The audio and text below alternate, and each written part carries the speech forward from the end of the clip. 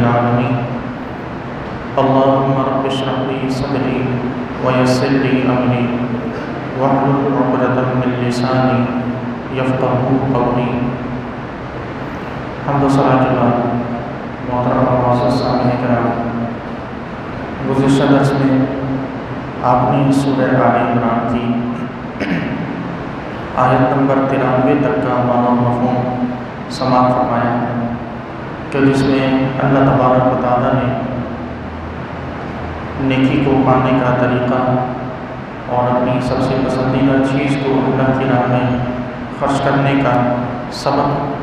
اور اس کے ساتھ ہی حضرت یعقوب علیہ السلام کی اپنے اوپر خود سے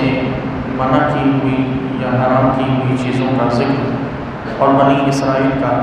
اس حوالے سے یہودیوں کا رویہ بیان کیا گیا۔ اللہ تبارک و تعالیٰ نے گزشتہ آیت میں جب اس بات کا ذکر فرمایا کہ حضرت یعقوب علیہ السلام پر رب تعالیٰ نے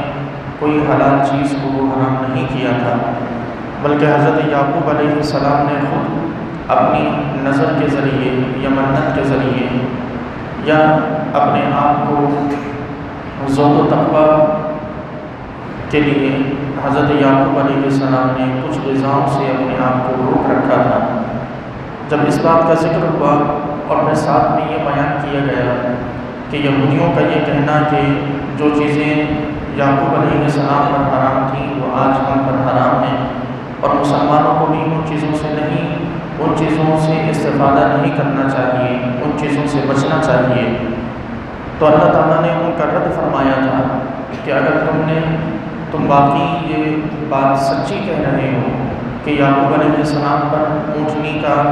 دودھ اور اس قسم کی دیگر غذائیں ہم نے حرام کی تھیں، تو پھر توریت تمہارے پاس موجود ہے، توریت کو لے آؤ، اسے پڑھو اور پھر بتاؤ کہ توریت میں کہاں ہم نے ان پر یہ چیزیں حرام کی ہیں۔ پھر اگلی آیت میں آیت نمبر 94 میں اللہ تعالیٰ نے اسی مضمون سے متعلق ارشاد فرمایا کہ فَمَنِ افْتَرَىٰ عَلَى اللَّهِ الْكَذِبَ، تو جو کوئی شخص اللہ تعالیٰ پر جھوٹ باندھے مِن بَعْدِ ذَلِكَ، اس تمام تر دلائل کے باوجود، اس تمام تر دلیل کے بعد، فَأُولَٰئِكَ هُمُ الظَّالِمُونَ، تو یہی لوگ ظلم کرنے والے ہیں۔ قُلْ صَدَقَ اللَّهُ، اے محبوب آپ فرمائیے کہ اللہ نے سچ فرمایا۔ فَاتَّبِعُوا مِلَّةَ إِبْرَاهِيمَ حَنِيفًا، تو تم ابراہیم علیہ السلام کی پیروی کرو، ابراہیم علیہ السلام کی ملت کی پیروی کرو کہ جو باطل کو چھوڑ کر حق کی طرف رجوع کرنے والے ہیں۔ اب یہاں اللہ تبارک و تعالیٰ نے حضرت ابراہیم علیہ السلام کی ملت کا پھر سے ذکر فرمایا، کیونکہ ان عیسائیوں کا اور یہودیوں کا کہنا یہ تھا کہ حضرت نبی کریم علیہ السلام ملت ابراہیمی کے پیروکار نہیں ہیں، بلکہ ملت ابراہیمی کے پیروکار ہم یہودی اور عیسائی ہیں۔ تو اس بنیاد پر اللہ تبارک و تعالیٰ نے یہاں گزشتہ آیات کا بھی اللہ تعالیٰ نے ذکر فرمایا گزشتہ آیات میں موجود چیزوں کا کہ ملت ابراہیمی کی پیروی جو چیزیں ہیں وہ چیزیں بھی اللہ تعالیٰ نے یہاں ذکر فرمائی۔ ارشاد ہوا کہ تم ابراہیم علیہ السلام کی ملت کی پیروی کرو، اور ابراہیم علیہ السلام کی ملت کی پیروی یہ ہے کہ ابراہیم علیہ السلام پر اونٹنی کا دودھ اور دیگر وہ چیزیں جو یعقوب علیہ السلام نے اپنے اوپر حرام کی تھیں وہ ابراہیم علیہ السلام پر حلال ہیں۔ تو اگر ملت ابراہیمی کے پیروکار ہو تو جو چیزیں ابراہیم علیہ السلام پر حلال تھیں ان چیزوں کو تم بھی استعمال کرو، لیکن تم چونکہ استعمال نہیں کرتے تو اس لیے تم ملت ابراہیمی پر نہیں ہو۔ اب اس کے بعد اگلی چند آیات میں اللہ تعالیٰ نے ان چیزوں کا ذکر فرمایا کہ جن کا تعلق خاص ملت ابراہیمی سے ہے اور مسلمان ان چیزوں پر عمل کرتے ہیں۔ یہاں ابراہیم علیہ السلام کی خصوصیت اللہ تعالیٰ نے ذکر فرمائی کہ حنیفہ، وہ حنیف ہیں، اور حنیف کا مطلب یہ ہوتا ہے کہ وہ شخص کے جو باطل کو چھوڑ کر حق کی طرف رجوع کرے اور حق پر رہنا پسند کرتا ہو۔ فرمایا کہ وما کان من المشرکین، کہ یہ ابراہیم علیہ السلام مشرکین میں سے نہیں تھے۔ اس کے بعد اللہ تبارک و تعالیٰ نے خانہ کعبہ کی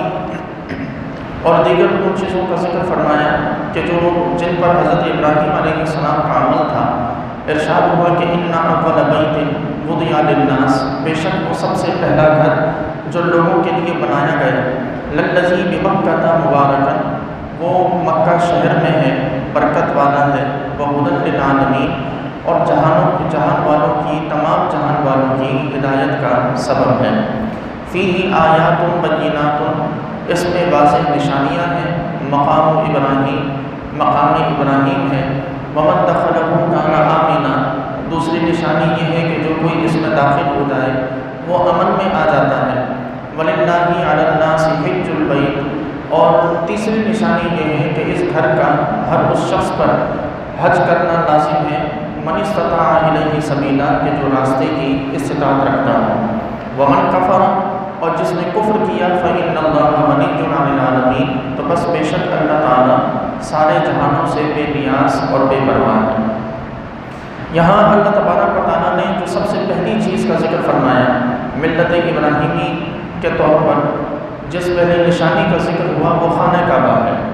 ارشاد ہوا کہ بے شک خانہ کعبہ یعنی دنیا میں زمین پر سب سے پہلا گھر جو لوگوں کے لیے بنایا گیا،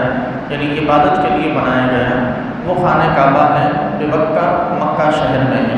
مبارکاً، برکت والا ہے، ہدی للعالمین، اور سارے جہانوں کے لیے ہدایت ہے۔ خانہ کعبہ کی تعمیر کے حوالے سے اور خانہ کعبہ کی سب سے پہلے بنائے جانے کے حوالے سے یہودیوں کا عقیدہ کچھ مختلف ہے۔ ان کے نزدیک، یہودیوں کے نزدیک، دنیا میں سب سے پہلا گھر جو بنایا گیا وہ بیت المقدس ہے، یعنی فلسطین میں موجود مسجد اقصیٰ۔ ان کے نزدیک سب سے پہلے بیت المقدس کی تعمیر ہوئی، اور یہودیوں اور عیسائیوں کے نزدیک بیت المقدس کی تعظیم خانہ کعبہ سے زیادہ ہے، جبکہ مسلمانوں کے نزدیک خانہ کعبہ کی حرمت، خانہ کعبہ کی عزت و عظمت، بیت المقدس تو کیا، دنیا کی تمام مساجد جن میں مسجد نبوی بھی شامل ہے، ان تمام سے زیادہ عزت و عظمت خانہ کعبہ کی ہے۔ نبی کریم علیہ السلام سے آپ علیہ السلام سے سوال کیا گیا کہ یا رسول اللہ صلی اللہ علیہ وسلم، دنیا میں سب سے پہلی مسجد کون سی تعمیر کی گئی؟ حضور اکرم علیہ السلام نے ارشاد فرمایا کہ مسجد حرام۔ پھر سوال ہوا کہ یا رسول اللہ دوسری مسجد کون سی تعمیر کی گئی؟ تو آپ نے ارشاد فرمایا کہ مسجد اقصیٰ، اور فرمایا کہ ان دونوں کے درمیان 40 سال کا فاصلہ ہے،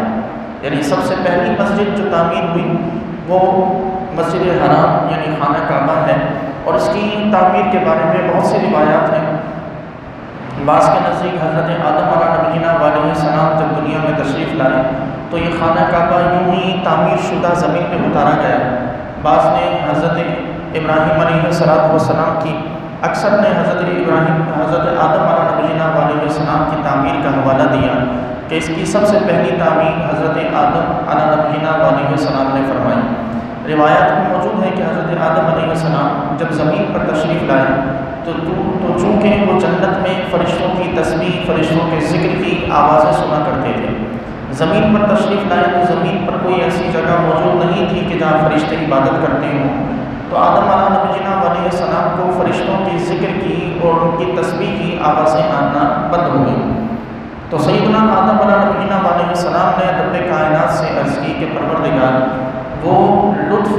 اور وہ سکون کے جو فرشتوں کے ذکر اور ان کی تسبیح کو سن کر ملا کرتا تھا، یہاں زمین پر وہ لطف اور وہ سکون میسر نہیں ہے۔ تو اللہ تعالیٰ نے آدم علیہ السلام کو خانہ کعبہ کی تعمیر کا حکم ارشاد فرمایا۔ سیدنا جبریل علیہ السلام تشریف لائے، نقشہ حضرت جبریل علیہ السلام کا بنایا ہوا ہے، زمین اور بنیادیں کھودنے والے حضرت آدم علیہ السلام ہیں، اور زمین کی کھدائی کے دوران جو مٹی نکلتی ہے وہ مٹی نکالنے والی حضرت حوا علیہ السلام ہیں۔ یعنی حضرت آدم علیہ السلام زمین کھودتے جاتے، بنیادیں کھودتے، حضرت حوا علیہ السلام اس میں سے مٹی نکالتی جاتی، یہاں تک کہ روایات میں آتا ہے کہ حضرت آدم علیہ السلام نے زمین کو اتنا کھودا کہ زمین سے پانی نکل آیا، تو اللہ تعالیٰ نے وہی نازل فرمائی کہ اتنا کافی ہے۔ پھر آدم علیہ السلام نے اس پر تعمیر فرمائی، اور یوں دنیا میں سب سے پہلی مسجد حرام تعمیر کی گئی، کہ جو سیدنا آدم علیہ نبینا علیہ السلام کے ہاتھوں کی تعمیر شدہ ہے۔ اب رہی بات یہ کہ آدم علیہ نبینا علیہ السلام نے خانہ کعبہ کو تعمیر فرمایا، اور بیت المقدس کی تعمیر کے بارے میں مشہور ہے کہ وہ حضرت سلیمان علیہ السلام نے فرمایا، کہ جس کے اشارے اور جس میں مشہور واقعہ آپ بہت مرتبہ سن چکے ہوں گے کہ حضرت سلیمان علیہ السلام کا جب وصال ہوا تو عصا کو تھامے ہوئے تھے، اور آپ کا وہیں وصال ہوا کھڑے ہونے کی حالت میں، قیام کی حالت میں، تو جب تک عصا سے ٹیک لگا کے کھڑے رہے تب تک زمین پر تشریف نہیں لائے، یہاں تک کہ دیمک نے عصا کو چاٹ لیا تو حضرت سلیمان علیہ السلام زمین پر تشریف لے آئے، اور اتنے سالوں تک جن جو بیت المقدس کی تعمیر کر رہے تھے انہیں یہ خبر نہیں ہو سکی کہ حضرت سلیمان علیہ السلام کا وصال ہو چکا ہے۔ تو یہ وہی مشہور تعمیر ہے، لیکن یہ یاد رکھیں کہ یہاں نبی کریم علیہ السلام نے فرمایا کہ ان دونوں کی تعمیر کے درمیان 40 سال کا فاصلہ ہے، جبکہ حضرت آدم علیہ نبینا علیہ السلام اور حضرت سلیمان علیہ نبینا علیہ السلام کے درمیان کئی سو سالوں کا فاصلہ ہے۔ تو کہاں 40 سال اور کہاں کئی سو سال۔ تو اس لیے بعض علماء یہ فرماتے ہیں کہ یہ بیت المقدس کی تعمیر بھی حضرت آدم علیہ نبینا علیہ السلام نے ہی فرمائی، یعنی جب خانہ کعبہ کی تعمیر سے فارغ ہوئے تو اللہ تعالیٰ نے انہیں حکم دیا کہ وہ بیت المقدس کی طرف تشریف لے جائیں، یعنی فلسطین کی طرف تشریف لے جائیں۔ آپ وہاں تشریف لے گئے اور آپ کو وہاں ایک مسجد بنانے کا حکم دیا گیا۔ آپ علیہ نبینا علیہ السلام نے وہاں مسجد تعمیر فرمائی جو بیت المقدس تھی۔ سلیمان علیہ السلام نے جس بیت المقدس کی تعمیر کی وہ وہی بیت المقدس تھا، یعنی وہی مسجد اقصیٰ تھی کہ جو حضرت آدم کی بنائی ہوئی تھی، اور سلیمان علیہ نبینا علیہ السلام نے اس کی توسیع اور اس میں اضافہ کیا تھا، یعنی ایسا نہیں تھا کہ اس سے پہلے مسجد موجود ہی نہیں تھی اور سلیمان علیہ السلام نے وہ پہلی دفعہ مسجد تعمیر کی ہو۔ اور یوں آدم علیہ نبینا علیہ السلام کو بیت اللہ یعنی خانہ کعبہ کی تعمیر کے 40 سال کے بعد دنیا کی دوسری مسجد یعنی مسجد اقصیٰ کو بنانے کا شرف حاصل ہوا۔ اسی طرح اللہ تبارک و تعالیٰ نے خانہ کعبہ کے حوالے سے خانہ کعبہ کی تعمیر اب تک، یعنی نبی کریم علیہ السلام کے حیات ظاہری کے بعد سے لے کر اب تک، اور حضرت آدم علیہ نبینا علیہ السلام کی تعمیر سے لے کر اب تک، اس خانہ کعبہ کو تقریباً 10 مرتبہ تعمیر کیا جا چکا۔ سب سے پہلی تعمیر حضرت آدم علیہ السلام کی ہے، اور سب سے آخری تعمیر حجاج بن یوسف کی ہے۔ حضرت آدم علیہ نبینا علیہ السلام کے بعد اسے آپ کی اولاد میں سے کچھ لوگوں نے تعمیر فرمایا، پھر ان کے بعد قبیلہ عمالقہ نے تعمیر کیا، پھر قبیلہ بنی جرہم نے تعمیر کیا، حضرت ابراہیم علیہ السلام کی تعمیر ہے، پھر آپ علیہ نبینا علیہ السلام کے زمانے میں، حضور کی جوانی میں قریش نے اسے تعمیر کیا، پھر قریش کے بعد حضرت عبداللہ ابن زبیر رضی اللہ تعالیٰ عنہ نے اسے تعمیر کیا، اور پھر حضرت عبداللہ ابن زبیر رضی اللہ تعالیٰ عنہ نے کی تعمیر کو گرا کر پھر حجاج بن یوسف نے اسے پھر سے تعمیر کیا۔ خانہ کعبہ کی اصل جو حالت ہے وہ یہ ہے کہ حتیم، یعنی جو آج موجودہ ایک سرکل سا ہمیں دکھائی دیتا ہے کہ جس میں لوگ جا کے نماز ادا کرتے ہیں، یہ حتیم عین کعبہ کا حصہ ہے، یعنی یوں سمجھ لیجیے کہ کعبہ کا حصہ ہے جو باہر کر دیا گیا، اور یہ قریش نے اسے اس طرح تعمیر کیا تھا، ورنہ یہ حتیم کو بھی اندر ملا کر یہ پوری عمارت تھی۔ قریش کے اسے باہر رکھنے کی وجہ یہ تھی کہ قریش نے یہ طے کیا تھا کہ ہم اپنی حرام کی کمائی خانہ کعبہ کی تعمیر میں شامل نہیں کریں گے، یعنی صرف اور صرف وہ رقم کہ جو حلال کے ذریعے کمائی گئی ہو، حلال طریقے سے آئی ہو، صرف حلال رقم کو ہی ہم خانہ کعبہ کی تعمیر میں خرچ کریں گے۔ اور جب حلال رقم کو خرچ کرنے کی باری آئی تو چونکہ زیادہ تر ان کے وسائل اور ان کی انکم کے ذرائع حرام تھے، تو حلال رقم انہیں خانہ کعبہ کی تعمیر میں کم پڑ گئی، تو اس وجہ سے وہ ایک مختصر سا حصہ کو باہر چھوڑ دیا گیا کہ بعد میں جب کبھی فرصت ملے گی یا جب کبھی رقم آئے گی تو پھر سے اس دیوار کو توڑ کر اس حتیم کو بھی کعبہ کے اندر شامل کر لیا جائے گا۔ لیکن اس کے بعد ہی نبی کریم علیہ السلام نے 5 سال کے بعد نبوت کا اعلان فرما دیا، یعنی جب حضور کی عمر 35 سال تھی تو قریش نے حتیم کو باہر نکالا، اور 5 سال کے بعد جب نبی کریم علیہ السلام نے نبوت کا اعلان فرمایا تو پھر قریش کو فرصت ہی نہ ملی کہ وہ خانہ کعبہ کی اس دیوار کو توڑ کے حتیم کو پھر سے کعبہ میں شامل کرتے۔ نبی کریم علیہ السلام نے حضرت عائشہ صدیقہ رضی اللہ تعالیٰ عنہ سے فرمایا، حضرت عائشہ روایت کرتی ہیں کہ حضور نے ارشاد فرمایا کہ اگر مجھے تمہاری قوم کے نئے نئے مسلمان ہونے کا خوف نہ ہوتا اور اس بات کا خوف نہ ہوتا کہ میں اگر کعبہ کو گرا کر پھر سے بناؤں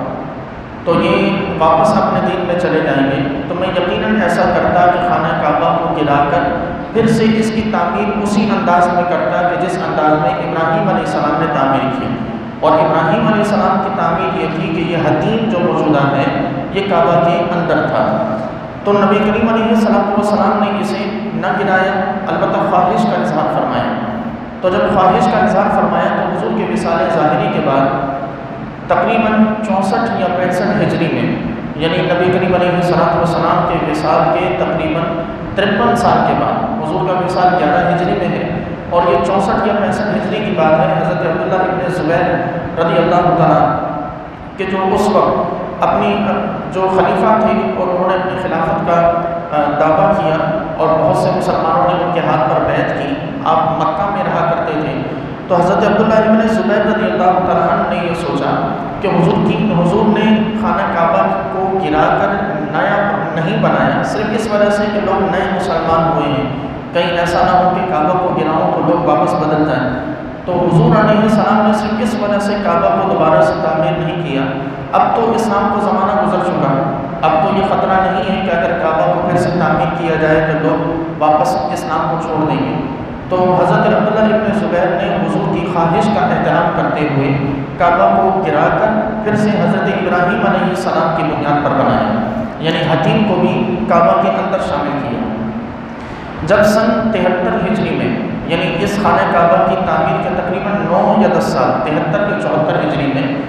حجاج بن یوسف نے حضرت عبداللہ ابن زبیر رضی اللہ تعالیٰ کو شہید کر دیا، تو حجاج ابن یوسف چونکہ یہ مقابلہ تھا حضرت عبداللہ ابن زبیر سے، حجاج ابن یوسف کا عبد الملک بن مروان جو اس وقت خلافت بنو امیہ کا خلیفہ تھا، ان کی آپس میں مخالفت تھی، تو حجاج بن یوسف نے عبداللہ ابن زبیر رضی اللہ تعالیٰ کی مخالفت کی وجہ سے خانہ کعبہ کو گرا دیا اور گرا کے پھر خانہ کعبہ کی تعمیر اسی انداز میں کی کہ جس انداز میں قریش نے کی تھی، یعنی حتیم کو باہر رکھا، اور یہ وہ تعمیر ہے کہ جس حالت میں آج کعبہ موجود ہے۔ آج جو ہمیں خانہ کعبہ دکھ رہا ہے، جو ہماری نظروں کے سامنے ہے کہ حتیم کعبہ کے باہر ہے، یہ تعمیر حجاج ابن یوسف کی ہے۔ بعد میں امام مالک سے خلیفہ ہارون الرشید نے اس بات کی اجازت چاہی کہ وہ اس عمارت کو گرا کے پھر سے حضور کی خواہش کے مطابق عمارت تعمیر کریں، تو امام مالک نے اس چیز سے منع فرما دیا اور فرمایا کہ مجھے یہ ڈر ہے کہ آج اگر تم نے کعبہ کو گرا کے پھر سے کعبہ کو تعمیر کیا تو تمہارے بعد آنے والا ہر بادشاہ یہ چاہے گا کہ وہ کعبہ کو گرا کے پھر سے بنائے، اور یوں خانہ کعبہ کی عزت میں، اس کی حرمت میں کمی واقع ہو جائے گی، تو اس لیے یہ جس حال میں ہے اسے یوں ہی چھوڑ دیا جائے، اور یوں خانہ کعبہ آج تک حجاج ابن یوسف کی تعمیر شدہ حالت میں آج تک ہمارے سامنے موجود ہے۔ اب رہی بات یہ کہ اس میں آج ہمارے لیے کیا فائدہ ہے، یعنی خانہ کعبہ اس انداز میں حتیم باہر اور بقیہ کعبہ مکمل دیواروں میں پوشیدہ اندر، آج ہمارے لیے اس میں ایک بہت بڑا فائدہ ہے، وہ یہ کہ جو شخص یہ چاہتا ہو کہ خانہ کعبہ کے اندر جا کے عبادت کرے،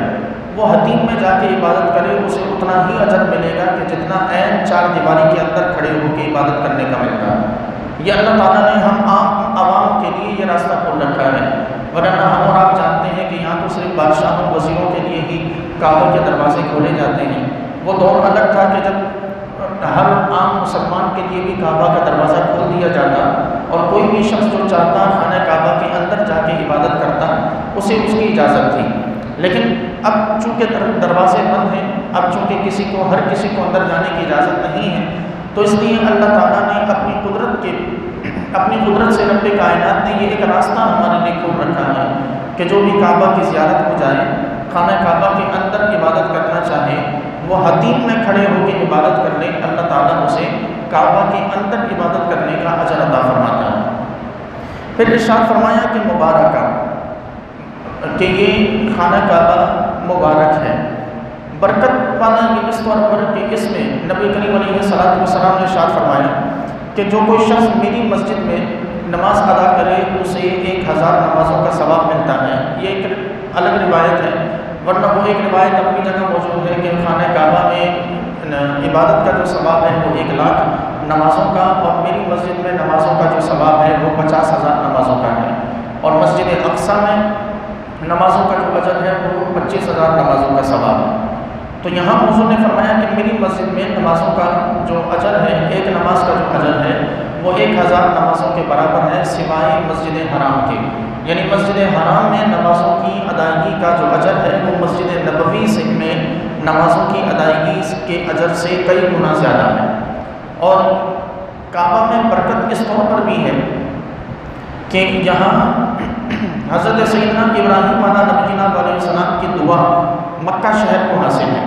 کہ جب ابراہیم علیہ نبینا علیہ السلام نے خانہ کعبہ کی تعمیر کی اور تعمیر سے فارغ ہوئے تو انہوں نے پھر اس شہر کے لیے دعا کی تھی، اور دعا یہ کی تھی کہ پروردگار تو اس شہر کو برکت والا بنا۔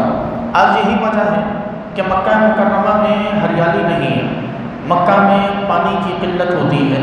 مکہ مکرمہ میں دنیا کی کوئی چیز ایسی نہیں ہے کہ جو مکہ میں ہر قسم کی چیز آج ہم دیکھتے ہیں، لیکن ان میں سے بہت سی چیزیں ایسی ہیں کہ جو مکہ مکرمہ کی سرزمین پر پیدا نہیں ہوتی۔ لیکن آپ مکہ جب جاتے ہیں، اللہ تعالیٰ ہم سب کو بار بار خانہ کعبہ اور نبی کریم علیہ السلام کے روضے کی زیارت نصیب فرمائیں کہ جب مکہ میں جانا ہوتا ہے تو وہاں یہ دیکھتے ہیں کہ بظاہر اگر ہم جغرافیائی طور پر دیکھیں تو مکہ مکرمہ کی سرزمین پر پانی کی کمی ہے کیونکہ وہ صحرائی زمین ہے، لیکن ہم یہ دیکھتے ہیں کہ وہاں کسی بھی طور پر پانی کی کمی کا کسی کو سامنا نہیں کرنا پڑتا۔ دوسری چیز جو ہم دیکھتے ہیں وہ یہ کہ اگرچہ دنیا کی بہت سے پھل، دنیا کی بہت سی سبزیاں مکہ کی سرزمین پر اگائی نہیں جاتی، لیکن جو بھی شخص مکہ میں جائے اور جو کچھ بھی وہ لینا چاہے اسے دنیا کی ہر چیز، ہر پھل، ہر سبزی مکہ مکرمہ کی سرزمین پر دستیاب ہوتی ہے۔ اب ذریعہ کوئی بھی بنے، لیکن دعا یہ حضرت ابراہیم علیہ السلام کی ہے کہ تمام تر چیزوں کو مکہ مکرمہ میں اس طرح کر دیا گیا کہ دنیا کا کوئی بھی شخص ایسا نہیں ہے کہ جو مکہ میں جائے اور کسی چیز سے وہ وہاں محروم رہ جائے۔ اسی طرح مکہ میں برکت کا عالم یہ ہے کہ آپ علیٰ نبینا علیہ السلام کی ابھی آپ نے حدیث سماعت فرمائی کہ وہاں خانہ کعبہ میں یعنی مسجد حرام میں عبادت کرنا 1,00,000 نمازوں کے برابر ہے۔ کوئی بھی ایک نیکی کرنا، صرف نماز نہیں، کوئی بھی ایک نیکی کرنا 1,00,000 نیکیوں کے برابر ہے۔ یعنی آپ مکہ مکرمہ میں ایک مرتبہ درود بھی پڑھتے ہیں تو 1,00,000 درود پاک کا ثواب ملتا ہے۔ آپ قرآن پاک کا ایک حرف پڑھتے ہیں اور حدیث مبارکہ مشہور ہے کہ ایک حرف کے بدلے 10 نیکیاں ملتی ہیں، تو ایک حرف کے بدلے جہاں 10 نیکیاں ملتی ہوں، اب وہ ایک حرف کے بدلے 10 نیکیاں نہیں ہیں بلکہ اسے ملٹیپلائی کرتے چلے جائیں کہ وہ 10 نیکیاں، پھر ان 10 نیکیوں میں سے بھی ہر نیکی 1,00,000 نیکیوں کے برابر۔ اور یوں آپ تصور کرتے چلے جائیں کہ قرآن کا ایک لفظ پڑھنے کا وہاں کتنا اجر و ثواب ہے۔ عجب بات ہے کہ ہمارے یہاں سے لوگ وہاں جاتے ہیں تو بجائے اس کے کہ ان اجر و ثواب کو حاصل کریں وہ ادھر ادھر کی چیزوں میں مشغول رہ جاتے ہیں، بجائے اس کے کہ وہ خانہ کعبہ کے طواف کی کثرت کریں کہ حضور نے فرمایا کہ جو کعبہ کے 7 چکر لگا لیتا ہے اللہ تعالیٰ اسے معاف فرما دیتا ہے، اور جو خانہ کعبہ کے گرد اپنا سر مڑواتا ہے کل بروز قیامت اللہ تعالیٰ اس کے ایک ایک بال کے بدلے میں اسے ایک ایک نور عطا فرمائے گا، اور جو 7 چکر لگائے اسے ایک غلام کو آزاد کرنے کا ثواب ملتا ہے۔ اب یہ اندازہ لگائیں کہ کس طرح کتنا اجر و ثواب، کتنی نیکیاں، کتنا ہمارے لیے رب کائنات نے انعام و اکرام وہاں رکھا کہ جو خانہ کعبہ کے طواف کو جائے، جو حج یا عمرے کے لیے جائے، جو حج مبرور کرے تو اس کے بارے میں حج مبرور کے بارے میں ہے کہ حج مبرور کا جو ثواب ہے وہ صرف جنت ہے۔ یعنی حج مبرور یعنی وہ حج کے جس میں کسی قسم کی کوئی غلطی نہ ہو، کسی قسم کی فحاشی نہ ہو، بریانی نہ ہو، گالم گلوچ نہ ہو، ہر قسم کی برائی سے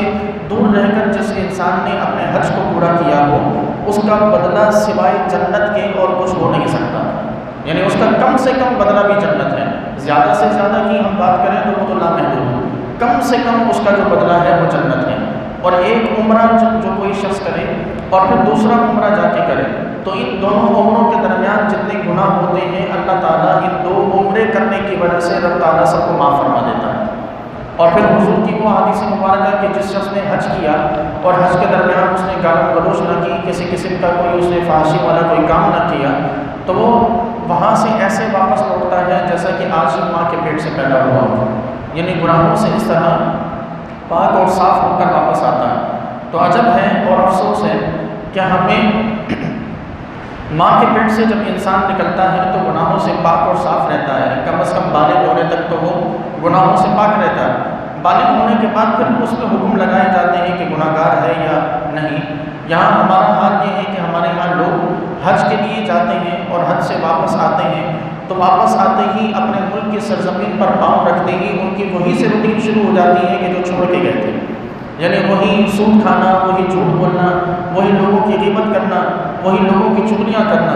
وہی لوگوں میں فتنہ و فساد پیدا کرنا۔ جب ایک حج آپ کو یہ اعزاز دے رہا ہے کہ اس نے آپ کو ایسے کلین کر دیا، ایسے پاک و صاف کر دیا جیسے آپ آج ماں کے پیٹ سے پیدا ہو کے آئے ہیں، تو اس موقع کا فائدہ اٹھانا چاہیے نا کہ اب پچھلی ساری غلطیوں کو بھلا کر، پچھلے سارے گناہوں سے اپنے آپ کو بچا کر، اب جس طرح ایک بچہ ماں کے پیٹ سے نکل کر نئی زندگی شروع کرتا ہے، تو ہر حاجی کو بھی یہی چاہیے کہ وہ حج کرنے کے بعد جب اپنے وطن پر آئے تو ایک نئے سرے سے اپنی زندگی کو شروع کرے، اور اگر ایک نئے سرے سے زندگی شروع نہ کر سکا اور اسی طرح انہی چیزوں پر آج بھی کاربند رہا، سودی کاروبار آج بھی رہا،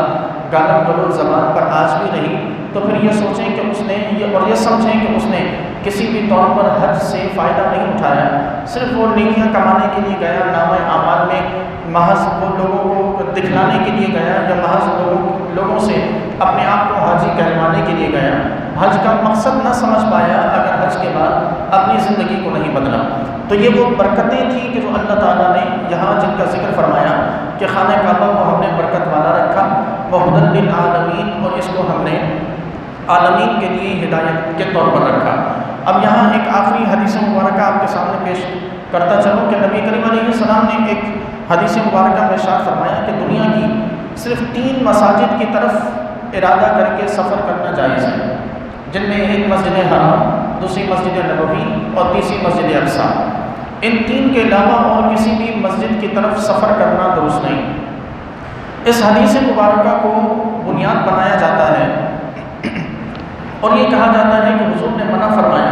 کہ مسجد حرام، مسجد نبوی، مسجد اقصیٰ، ان 3 کے علاوہ اور کسی بھی طرف ارادہ کر کے ثواب کی نیت سے سفر نہ کیا جائے۔ تو اس کا مطلب یہ ہوا کہ حضور کے روضے کی زیارت کی نیت کر کے بھی سفر کا ارادہ کرنا یہ بھی ناجائز ہوا،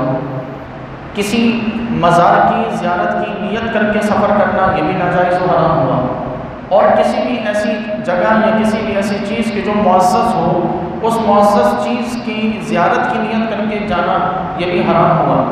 تو یہاں یہ سن لیں کہ حدیث مبارکہ کا یہ مفہوم نہیں ہے کہ جس میں آپ دنیا کے ہر سفر کو آپ ناجائز قرار دے دیں، بلکہ حدیث مبارکہ سے کا مقصد حضور اکرم علیہ السلام نے ایک اور حدیث مبارکہ میں بیان فرمایا، جو مسند امام احمد بن حنبل کی غالباً روایت ہے کہ حضور نے ارشاد فرمایا کہ نبی کریم آپ علیہ السلام نے فرمایا کہ صرف 3 مساجد کی طرف ان 3 مسجدوں کی خصوصیت، یعنی 3 مساجد کے علاوہ اور کسی بھی مسجد کی خصوصیت کی بنیاد پر اس میں نماز ادا کرنے کے لیے نیت کے ارادے سے سفر کرنا یہ منع ہے، یعنی مسجد حرام، مسجد نبوی، مسجد اقصیٰ، ان 3 کی خصوصیات کو سامنے رکھ کر ان کی جانب سفر کرنا یہ درست ہے۔ ان کے علاوہ اور کسی بھی مسجد کی خصوصیت کا ارادہ کرنا، یعنی فلاں مسجد میں جاؤں، فلاں مسجد میں یہ چیز زیادہ ہے، وہاں یہ سہولت زیادہ ہے تو وہاں جا کے نماز پڑھوں، اس کی اجازت نہیں۔ فلاں مسجد میں جاؤں، اس مسجد میں جاؤں گا تو وہاں عبادت کرنے کا ثواب زیادہ ملے گا، اس کی اجازت نہیں ہے۔ ان چیزوں سے حضور نے منع فرمایا، یعنی آپ کی جو سب سے بہترین جو مسجد نماز کے لیے ہے وہ مسجد ہے کہ جو آپ کے محلے میں ہے، اور محلے میں ہونے کے بعد اپنے علاقے میں سب سے بہترین مسجد وہ ہے کہ جو آپ کی علاقے کی جامع مسجد ہے۔ اس کے علاوہ اور کسی بھی مسجد کی طرف اس ارادے سے سفر کرنا کہ وہاں جا کر نماز پڑھنے کا ثواب زیادہ ہے، حضور نے اس سے منع فرمایا۔ اب رہی بات کہ مسجد کی یہاں بات ہوئی ہے، اور مسجد کا حضور نے ثواب کی نیت کے ارادے سے یوں سفر کرنا منع فرمایا کہ اس مسجد میں کوئی خصوصیت اسے بنیاد بنا کے جایا جائے۔ جبکہ یہاں جو نبی کریم علیہ السلام کے روضے کی بات کریں، علم دین کو حاصل کرنے کے ارادے سے جانے کی بات کریں، کسی مزار پر حاضر ہونے کے ارادے کی بات کریں، تو وہاں ان کی خصوصیات مشغول نہیں ہوتی، ان کی خصوصیات کا کسی بھی طور پر ارادہ نہیں ہوتا اور نہ ہی عبادت کی نیت ہوتی ہے، بلکہ وہاں تبرک کے حصول کی نیت ہوتی ہے۔ اور تبرک کو حاصل کرنا یہ کون سی شریعت میں یا کون سے کس عالم نے یا کس حدیث میں یہ منع ہوا کہ تبرک کے حصول کی نیت کر کے کہیں جانا جائز نہیں؟ کیونکہ اگر تبرک کے حصول کی نیت نہ کی جائے تو پھر وہ تمام کے تمام عشاق کہ جو صرف اور صرف نبی کریم علیہ السلام کے روضہ اطہر کی زیارت کی نیت کے ارادے سے مدینہ طیبہ جاتے ہیں، تو ان تمام کا سفر حرام ہوا۔ ان میں سب سے پہلا فتویٰ لگے گا حضرت سیدنا بلال رضی اللہ تعالیٰ عنہ کی ذات پر،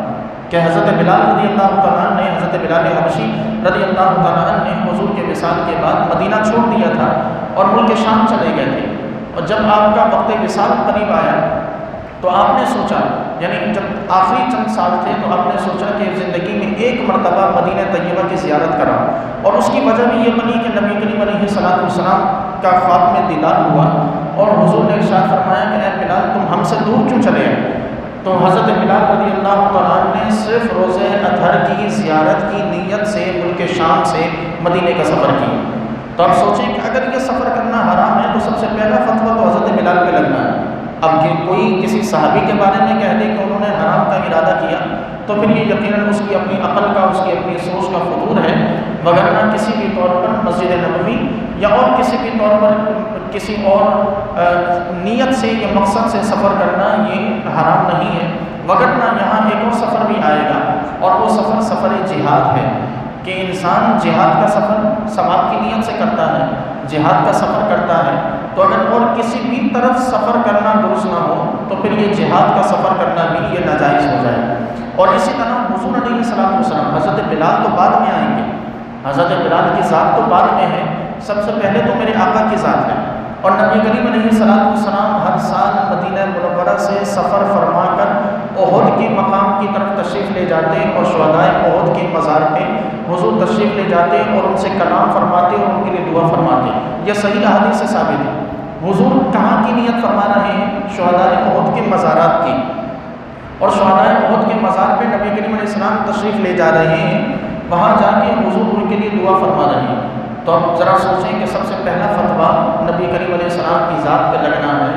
اگر ہم یہ فتویٰ دے دیں کہ دنیا کے کسی مزار یا نبی کریم علیہ السلام کے مزار کی نیت سے سفر کرنا جائز نہیں ہے۔ پھر یہاں یہ بھی سمجھ لیں کہ ہدی للعالمین سے اللہ نے جو فرمایا کہ عالمین کے لیے ہدایت ہے، تو ہدایت کا مطلب یہی ہے کہ یہاں جو شخص آ جاتا ہے اور جو ہدایت پانے کے ارادے سے آ جائے تو خانہ کعبہ ایسی برکتوں کا حامل ہے کہ جو کوئی ہدایت کے ارادے سے خانہ کعبہ کی زیارت کرے تو اللہ اسے ضرور ہدایت بھی عطا فرماتا ہے۔ تو آج الحمدللہ سورہ آل عمران کی آیت نمبر 96 تک کا معنی و مفہوم آپ نے سماعت فرمایا۔ اگلی آیات میں پھر انشاءاللہ مقام ابراہیم اور خانہ کعبہ کی عزت و حرمت اور اس پر حملہ کرنے اور اس کے ساتھ بدنیتی سے پیش آنے والوں کے جو معاملات ہیں وہ ذکر کیے جائیں گے۔ خالق کائنات سے دعا ہے کہ پروردگار ہم سب کو سمجھنے، یاد رکھنے، عمل کرنے اور دوسروں تک پہنچانے کے